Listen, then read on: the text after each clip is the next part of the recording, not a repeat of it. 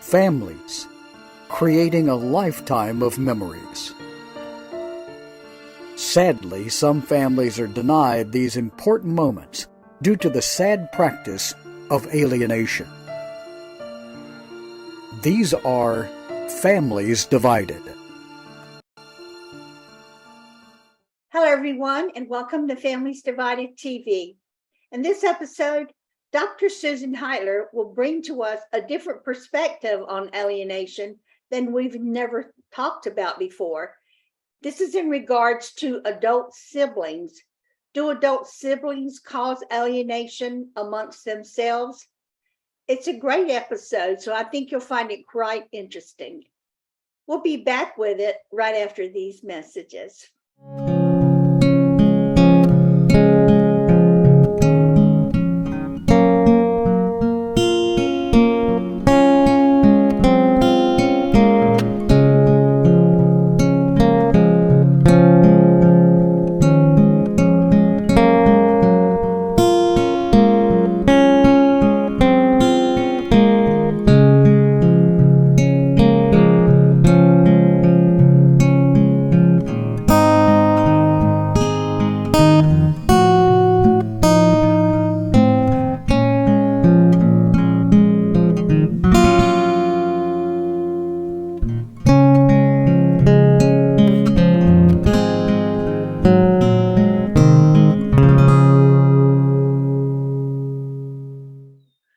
Hello, I'm clinical psychologist, Dr. Susan Heitler, talking today about adult sibling alienation.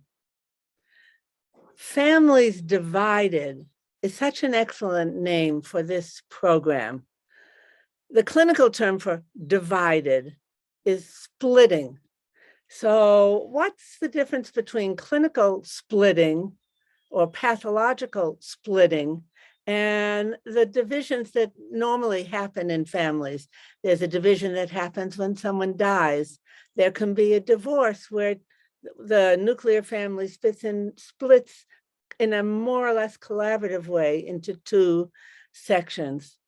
But the term splitting implies something a little bit different. It implies that one side is knocking out the other side by bad-mouthing them, by innuendos, by lies, by talking behind their back to various people. That's what we call splitting, making a group into us versus them and making the them or the her or him look really bad. So parental alienation does that with one parent. One parent does it against the other. In adult sibling alienation, one or several siblings are alienating, dividing, splitting off, cutting off, and deprecating another sibling. So why would a sibling do this? What are they fighting over? A parent. Instead of fighting over the children, they're fighting over the earlier generation. Now, generally, this happens when either the parent is getting elderly and needs care, and even more frequently, it happens when the parent has died. Well, if the parent has died, what are they fighting over? It's not who loves whom or, they're fighting over two phenomena. Number one, who has the power and control over the inheritance money or assets?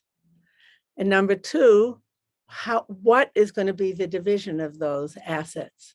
So basically, after a parent dies, what's left is their estate. And that's what's at stake generally with sibling alienation. I'm going to present today 3 cases in the order that I encountered them as I learned about sibling alienation. Having been involved for quite a while in the parental alienation world, it took me a bit to catch on that it's not just parent to parent that can be alienated. So let's start with Leslie. Leslie was a woman in her mid-40s I had worked with her several years ago, and then one day she came into my office and I was stunned. She was so anxious. Why was she so anxious? Like panicked anxious. So I said, wait a minute, before you start talking, let's do what I call a concerns dump. I'm going to have my pad of paper here, and just, you can see this is before everyone used computers. And I'm just going to make a bullet point for each sentence you say, each concern that you list, because I see right now all the concerns are just in a big swirl in your mind. Okay, so we sat down. She said, well, first of all, my mother died. So I thought, oh, this is a grief reaction. She said, my mother's been sick a long time. I understand she died, but what's happened afterwards is what's terrifying me. My sister managed to change the will so that our house goes to her. All our treasures go to her. She went in the house and cleared the house of everything, and then just put back a few token items for me and my other sister to get. But my younger sister, my younger sister is pretty handicapped, and she really needs the house, had planned to live in it. And then there's all our money, Okay, so a concerns dump enables a list to be made in writing of all those concerns. Why does that calm someone down? Because once you can work on one concern at a time, you can begin problem solving, which is what we did. We listed something like 18 concerns. We then circled back, starting with number 1, number 2, number 3. The other way is you can start with the most deeply felt, the most disturbing concern. Okay, that's a technique for dealing with the intense anxiety that can come up in response to any alienation. At the time, I didn't have a word for what was going on with Leslie. I just knew she was intensely anxious. It's only with hindsight that I can say, oh, that was sibling alienation. Now, alas, in addition to the anxiety, Leslie also felt so hopeless, so helpless. What's the clinical term for hopelessness and helplessness? That's depression. So I've written in my book, Prescriptions Without Pills, what I call the 3 Ps, 3 steps to go through when you're depressed that actually bring you to feeling stronger and more hopeful. Quickly, the 3 Ps are you pinpoint exactly what's troubling you, what triggered the depression. Number 2, you pump yourself up visually, so you see yourself very big. And that, believe it or not, gives you a sense of power.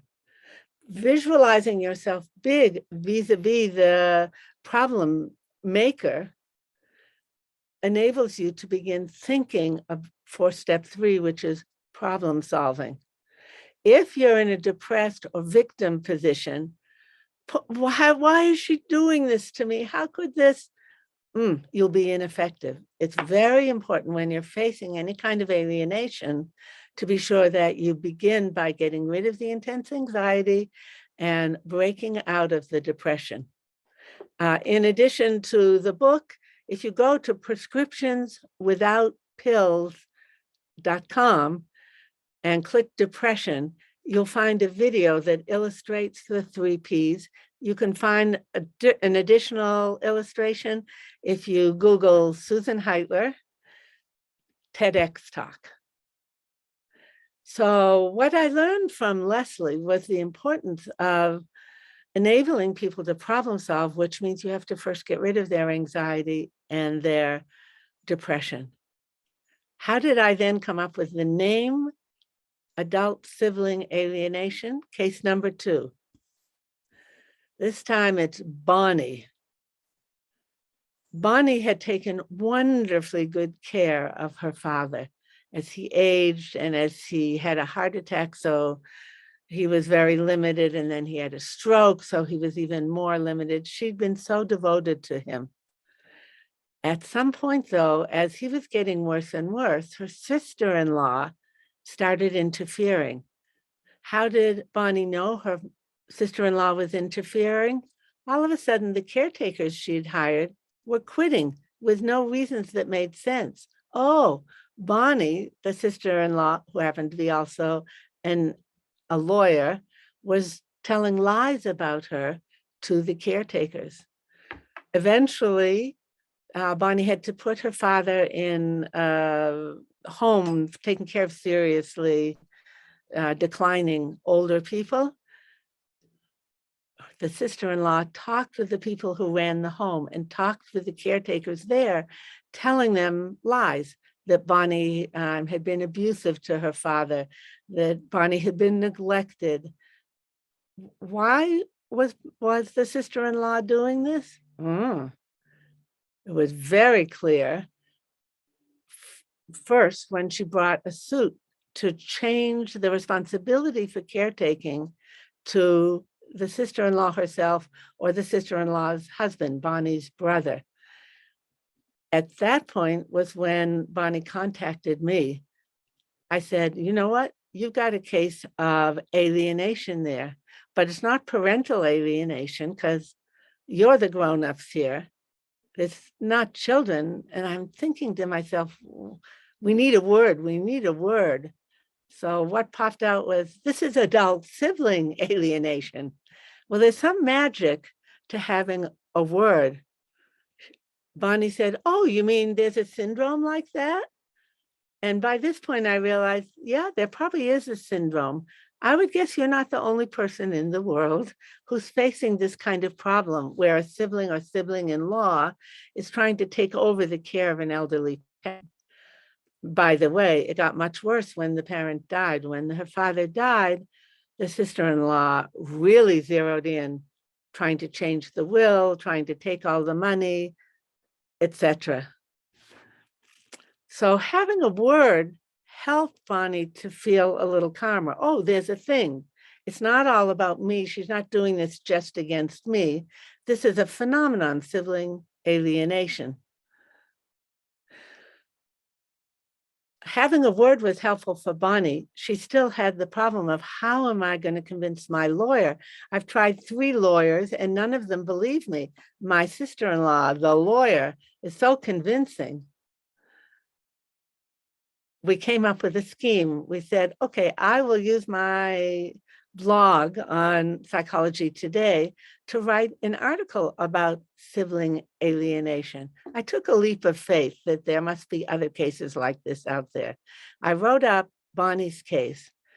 Guess how many people have read that article? Close to 100,000. In other words, if you're finding yourself facing a case of adult sibling alienation, you are not alone. No article that I've written, and I've written a lot, has received so many responses. So many times people write to me in email saying, oh, this is exactly what's been happening in my family. Thank you. So having a word is powerful, and then having something in writing that describes that world has enabled those 100,000 people, starting with Bonnie, almost 100,000 people, to have an article they could bring to their lawyer, and their lawyer could show the judge that it would make sibling alienation look like a real acknowledged syndrome. Very important. So that was step 2. And I thank Bonnie for bringing that case, because it has helped so many people that she was willing to share her situation. Now, there was still the dilemma of how Bonnie was going to deal with this case. How would she deal with her sister-in-law? Bill Eddy's BIF is very important.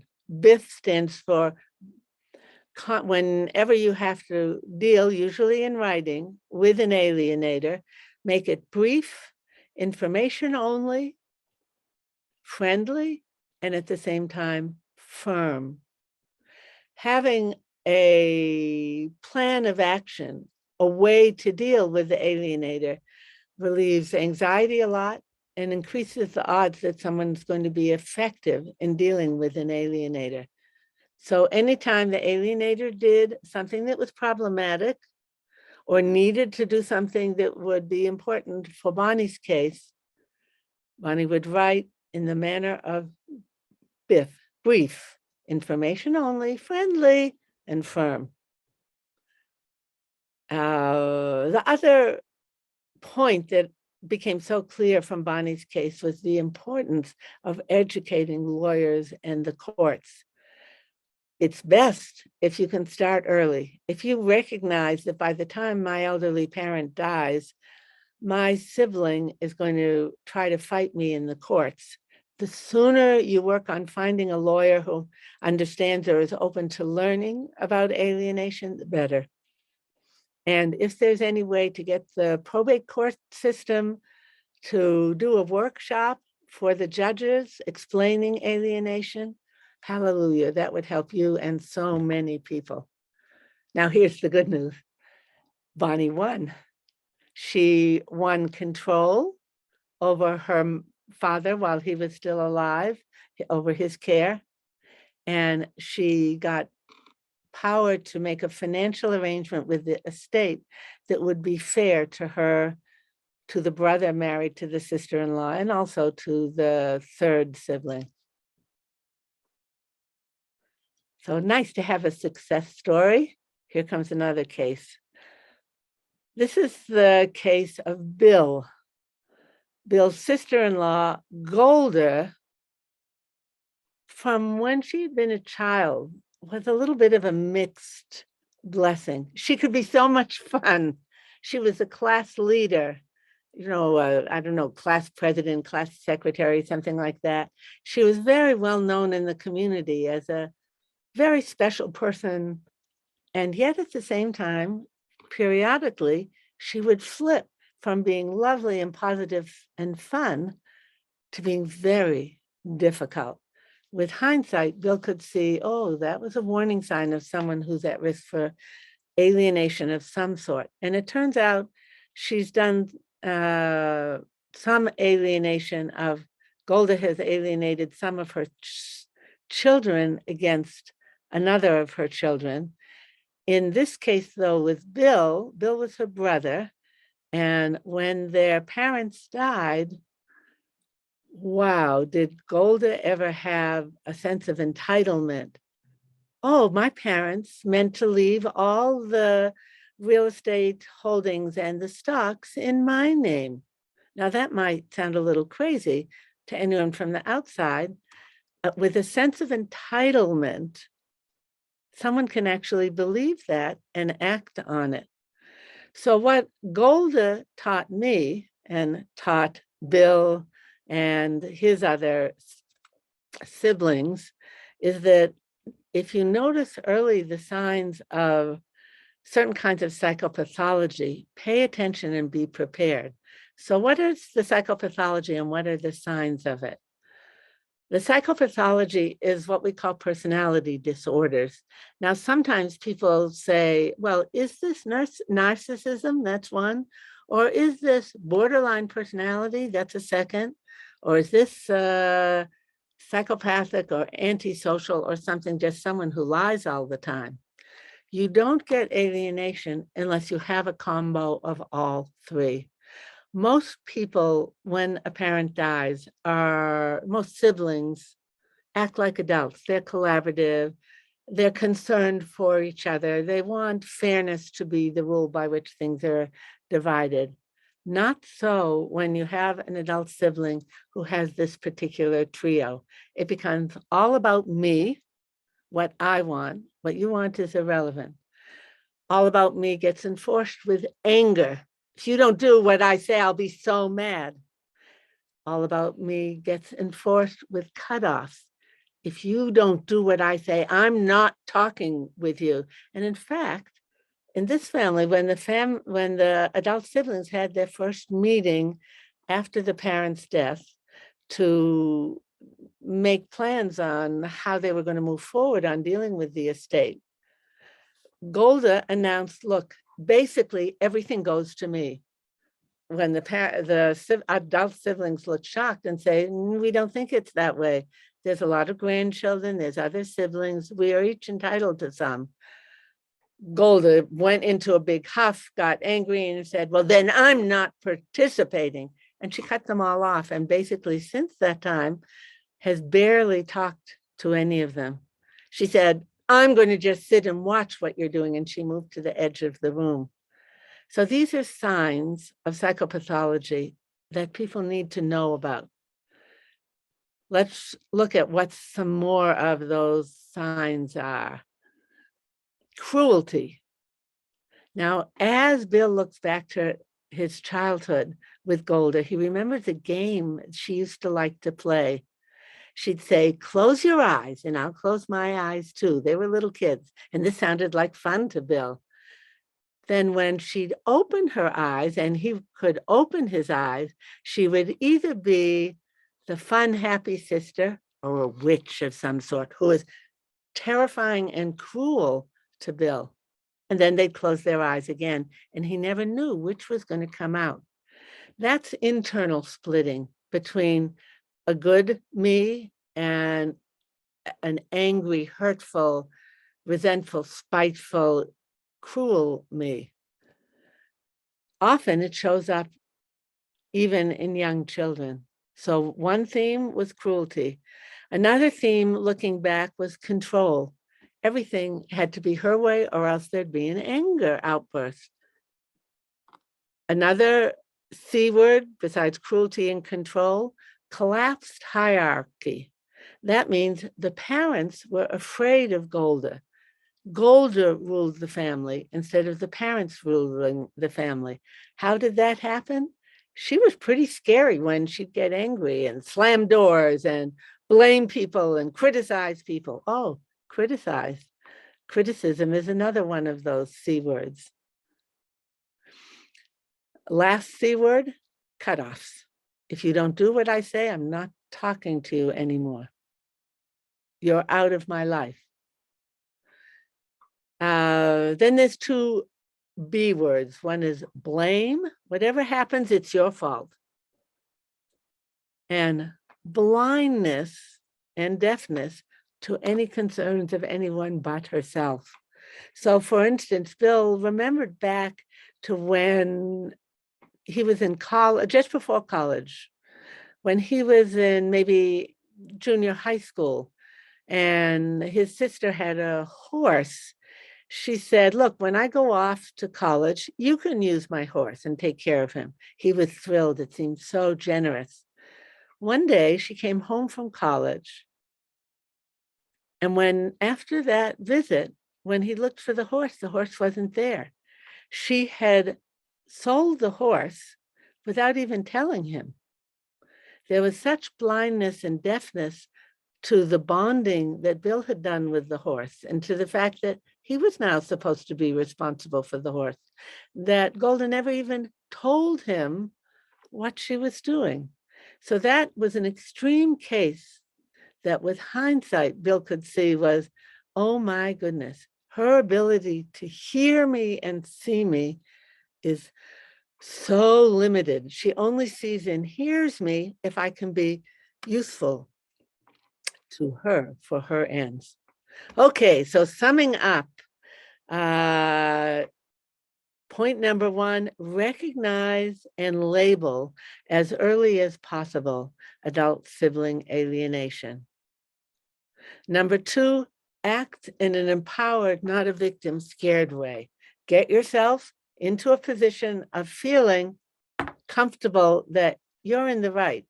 This is not a case of it takes two to tango. It's more like a bank robber and a bank teller. That's a metaphor you can use explaining to your lawyers also. This is not an equal opportunity blame situation. There is one person that's doing really harmful, purposely cruel and selfish actions.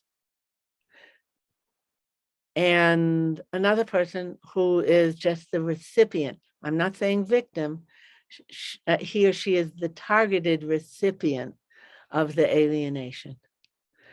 Third, look back and forth between parental alienation and sibling alienation, because the more you understand both of them, each helps you understand the other. And lastly, I would say take action. Get informed and take action. Anyone who's passive, anyone who says, well, I'm a big boy, I can stand this, you're in big trouble. So if in fact you're the target of adult sibling alienation, I wish you all the best. And remember, information is power. Get informed, inform others. Sadly, too many know the pain and trauma associated with parental and grandparent alienation. Family Access, Fighting for Children's Rights, will present an important international virtual conference in 2023. Alienation, the truth regarding the trauma and abuse, will feature world-renowned experts in the field of alienation. You'll join conference event coordinator Elaine Cobb and moderator Dr. Colleen Murray as they introduce you to keynote speaker Dr. Edward Kruk. Plus, you'll hear important presentations from Dr. Joshua Coleman, Lisa Rothfuss, Dr. Mary Alvarez, Dr. Colleen Murray, Bill Eddy, Dr. Noel Hunter, Dr. Sue Kornbluth, Dr. William Burnett, and Megan Hunter. For a limited time only, you can take advantage of a pre-early bird special price for the entire conference coming next October. Join the many attendees already securing their spot for the conference Alienation, the truth regarding the trauma and abuse. Visit familyaccess.info for all the details. This special conference is being hosted by Family Access, Fighting for Children's Rights, Steel Partners Foundation, and PA is CA.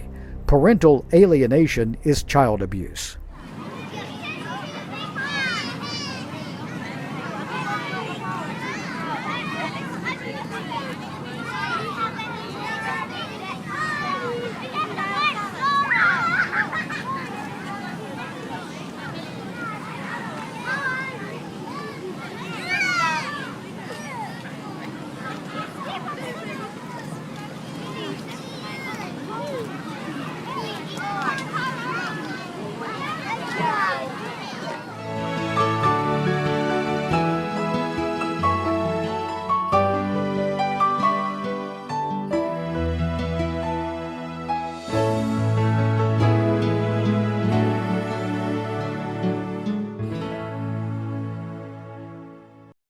In next week's episode of Families Divided TV, Elaine Cobb and Dr. Colleen Murray will be discussing the upcoming year, 2023, for Families Divided TV.